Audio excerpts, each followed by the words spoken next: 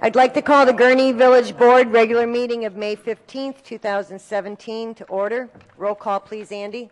Garner. Balmas. Present. Hood. Here. Thorstensen. Here. Jacobs. Here. Ross. Here. 5 present, 1 absent. All right, Trustee Garner did let us know he wouldn't be able to make it tonight.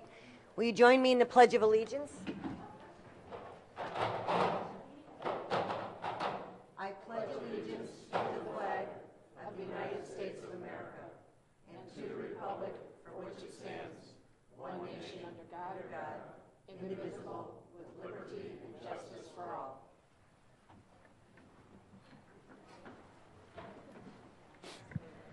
Good evening. It's nice to see so many here, especially Gurnee's finest. First order of business is always public comment. If you'd like to address the board, you can come to the microphone and state your name. And if there is no public comment, you'll have another opportunity at the end of the meeting.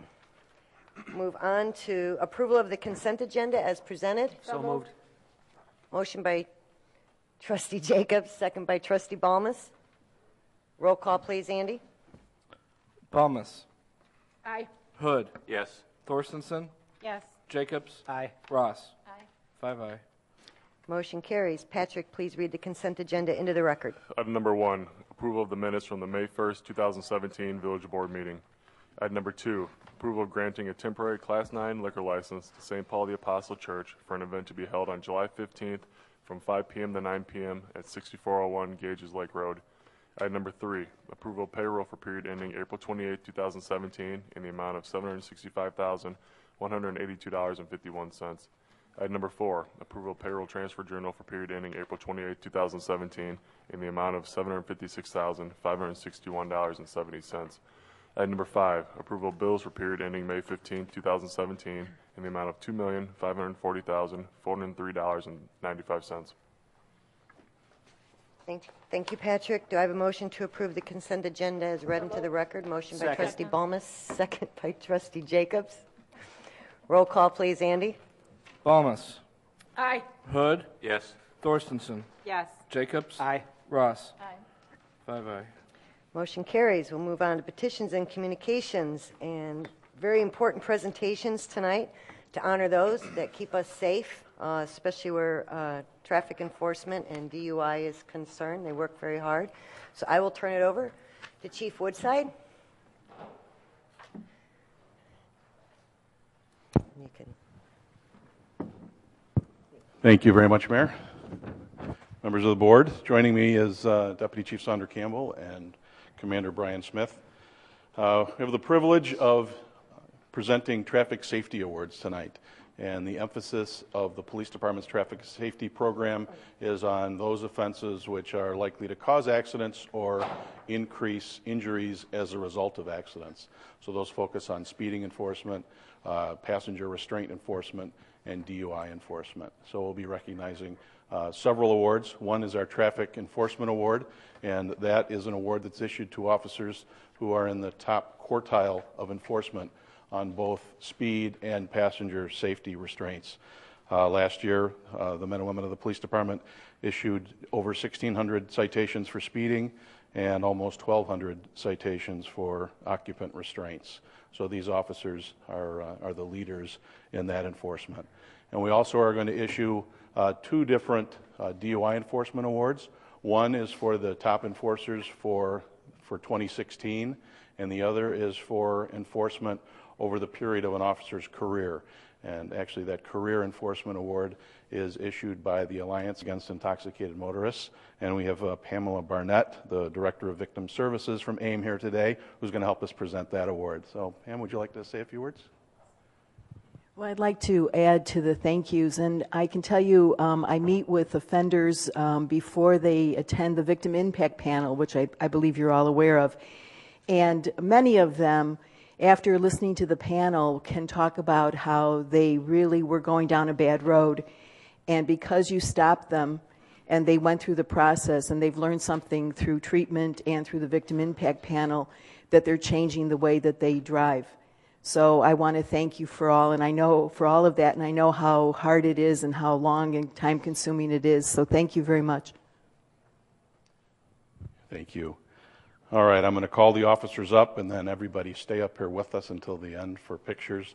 We're going to try and do this in order. If you get handed the wrong certificate, don't look surprised. We'll straighten that out at the end. But the first award recipient is Officer Tom Yensich, and he's receiving the Traffic Safety Award for the 4th time. Tom, come on up.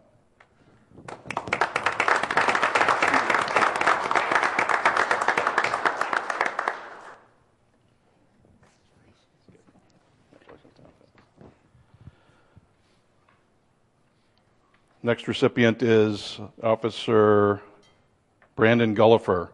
Officer Gullifer is receiving the AIM DUI Enforcement Award.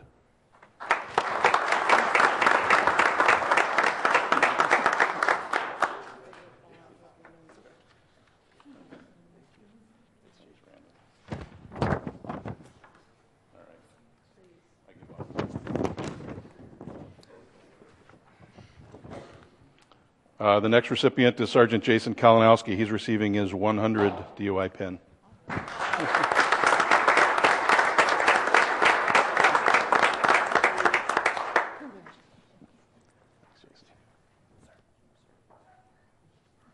Next is Officer Mike Stoner. He's receiving his 75 career DUI pin and his 4th Traffic Safety Award.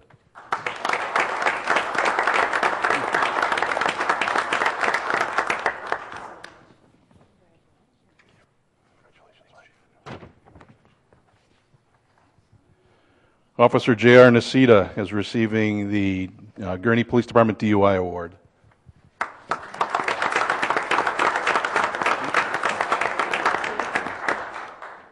Each one of the officers who received this award made over 20 DUI arrests.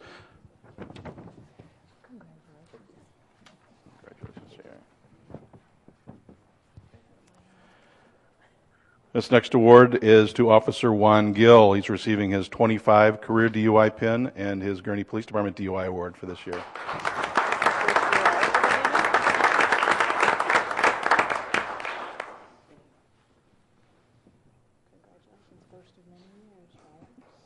Congratulations, Juan. And finally, Officer Derek Kay is receiving the Traffic Safety Award for the 3rd time. He's receiving his 75 career DUI pin and his Gurnee Police Department DUI Enforcement Award for 2016.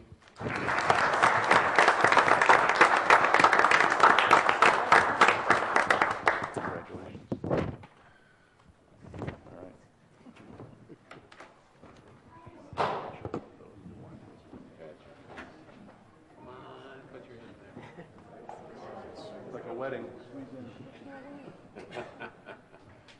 Got a good smile, Patrick. You're good.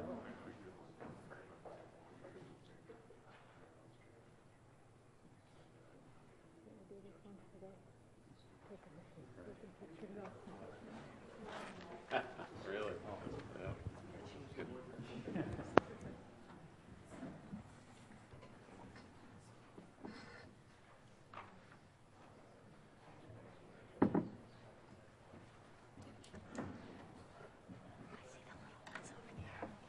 Very nice. What's that?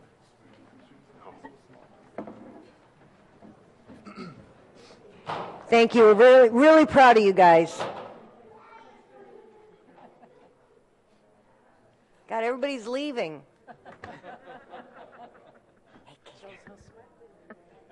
right. God, those kids are just adorable.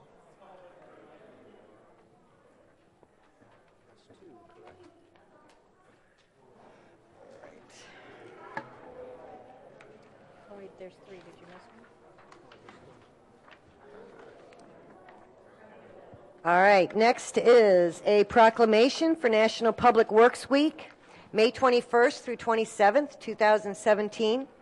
National Public Works Week is a celebration of the tens of thousands of men and women in North America who provide and maintain the infrastructure and services collectively known as public works.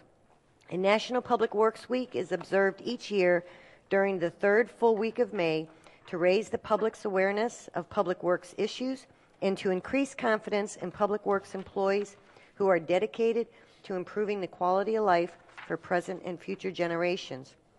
And the support of an understanding and informed citizenry is vital to the efficient operation of public works systems and programs such as water, sewers, streets and highways, public buildings, and solid waste collection. And the health, safety, and comfort of this community greatly depends on these facilities and services, and the quality and effectiveness of these facilities, as well as their planning, design, and construction, is vitally dependent upon the efforts and skill of the public works officials.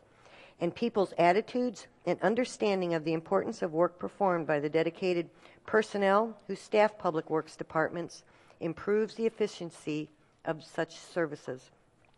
Now, therefore, I, Christina Kavark, Mayor of Gurnee, do hereby proclaim the week of May 21st through May 27th, 2017, as National Public Works Week in the Village of Gurnee, and I call upon all citizens to acquaint themselves with issues involved in providing public works services and to recognize the contributions which public works officials make every day to our health, safety, comfort, and quality of life.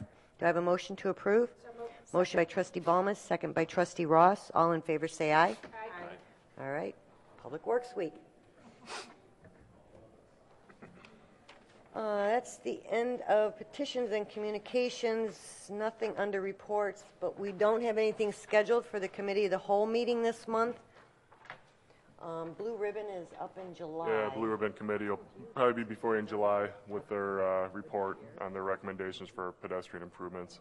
And we might have something for June, but does anybody have an objection to canceling Committee of the Whole for May? Motion by Trustee Balmas, second by Trustee Jacobs. All in favor say aye. Aye. All right. Get that out of the way. Any old business? Not tonight. All right, we'll move on to new business. First is approval of ordinance 2017-21 to allow temporary two-way traffic at Granville Avenue during the construction project. Sure. So as you know, the railroad bridge on Granite 41 is going to be replaced. One of the things we talked about a couple meetings ago was trying to ease the ability for the residents in that area to get in and out. At the end of Northwestern at Granville, there's a median in there where it restricts traffic going to the east, so into the neighborhood. What we're proposing is to temporarily remove that median during the construction of the railroad bridge project. It'll probably benefit mostly people coming up 41. You can get off on Grand, go across Grand up to Granville, and then go into the neighborhood. You'd also be able to come down Northwestern all the way to the end and sneak in the neighborhood there too. So that's what we're proposing. Like I said, it just gives the residents and businesses in that area another way to kind of sneak in the back and avoid Grand. It'll be temporary. Once the construction is completed, we'll reinstall to restrict that access into the neighborhoods. So this ordinance allows that temporary lift of that median for the construction duration for your consideration. Questions or concerns? Move to approve. Second. Motion by Trustee Ross, second by Trustee Thorstensen. Roll call, please, Andy. Balmas. Aye. Hood. Yes. Thorstensen. Yes. Jacobs. Yes. Ross. Aye. 5-0. Well, this will be certainly good news for the people who live in that area.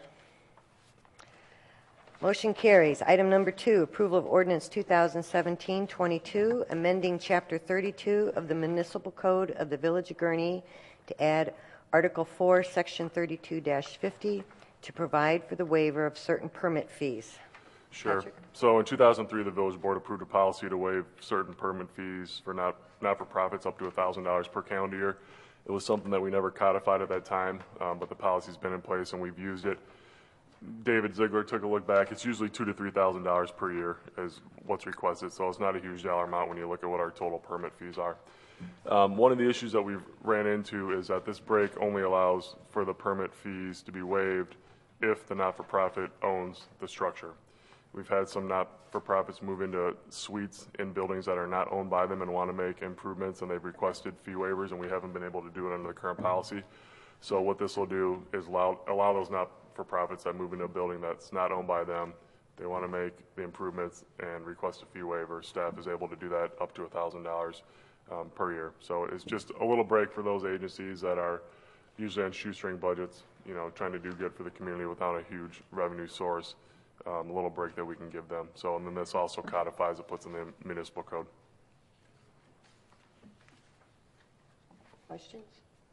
Motion to approve. Motion by trustee Thorstensen. Second. Second by trustee Jacobs. Roll call, please, Andy. Balmas. Aye. Hood. Yes. Thorstensen. Yes. Jacobs. Aye. Ross. Aye. 5 ayes. Motion carries. It's a good thing it's Public Works Week because they're going to get a whole bunch of equipment here. That's why Tom's leaving. All right, item number 3, approval of request from Public Works Department to award skid steer unit number 202 engine replacement to Martin Implement Sales, Inc. at an estimated cost of $20,100. Pat or Tom? Yeah, this was an unfortunate mechanical failure that led to basically the motor in this skid steer being cooked. So the gasket on the oil filter blew and the machine shut down. The operator thought it was the safety belt, so that has a control on it where if the safety belt isn't latched, it'll shut the machine down. So he reattached the safety belt, started it back up, drove a little bit, shut down again. And then an employee noticed that there was fluid leaking from the machine. Unfortunately, by that point in time, enough oil had been lost that it damaged the internals of the motor. So first time that I can remember we've had a mechanical failure of this magnitude. Tom reviewed the situation. They've made internal changes to their policy as far as operating the machines, and then going to send all the Public Works employees back through some skid steer refresher training. So hopefully this is something that will not happen again. But it did happen, and we need to deal with it. The skid steers, they're used all the time. We bought this piece of machinery through Martin Implement back in a couple years back. So we reached out to them to get a quote from them. It's just over $20,000 to replace the motor with a refurbished one. That's what needs to be done to get this machine back up and running. So that is what's before you tonight. Like I said, it's pretty unfortunate. And you know, Tom has reviewed it from top to bottom and made changes that he thinks will help avoid this in the future. But it was a mechanical failure. We reached out to our insurance to see if it would be covered by insurance. We could run it through them. So it wouldn't have to come directly out of Tom's maintenance and repair budget, but it's mechanical failure, and that's not covered by our insurance policy. So, Questions from the trustees? Tom's here too. Sure. Tom, just a quick question with regard to replacing with a rebuilt engine versus buying a new vehicle itself. What is the expected life expectancy versus just buying a new one outright by Buying a new machine versus a motor? Yes. Cost difference is about another $45,000 for a new machine. Right, but what would be the life expectancy So by this just machine? replacing the engine? Probably about 15 years. 15 years, and if you bought a new one, what would be the life expectancy on a new Same, one? would be same. Same? Okay. Machine's about 4 years old. 2013, 14 we bought them. It doesn't sound like it's worth the extra money. No, definitely not. Move to approve based on that. All right, motion by trustee Jacobs, Second. second by trustee Balmas. Roll call, please, Andy. Balmas. Aye. Hood. Yes. Thorstensen. Yes. Jacobs. Yes. Ross. Aye. 5 ayes. Motion carries. Item number 4, approval of request from Public Works Department to purchase a John Deere 85G excavator and trailer from West Side Tractor Sales Company at a cost of $116,780.20. National Joint Powers Alliance price match and traded-in value of $28,000. So that's the net, right? yeah. Patrick? Yeah, this is almost wraps up the Public Works equipment purchase for the year. I think you have one more vehicle and utility that'll be coming forward here in a couple months. So we like to get the Public Works equipment ordered early because there's a lead time on some of it. And the stuff there's not a lead time on, they can get it in here right away and start using it. So the budget includes replacement of one of the combination backhoes. So that's the piece of equipment that's got the bucket on the front and the digger on the back, I'll call it. As they were looking at that piece of equipment, we have 2 of them right now, mainly used by the utility department in the right-of-ways digging. They looked at what their needs are today. And based off the right-of-ways getting tighter, our trucks getting a little taller with the hook lift systems, the combination machines just don't meet that need anymore. They need something that can spin all the way completely around with the combination machine. You can't do that. There's only so much swing with the bucket in the back.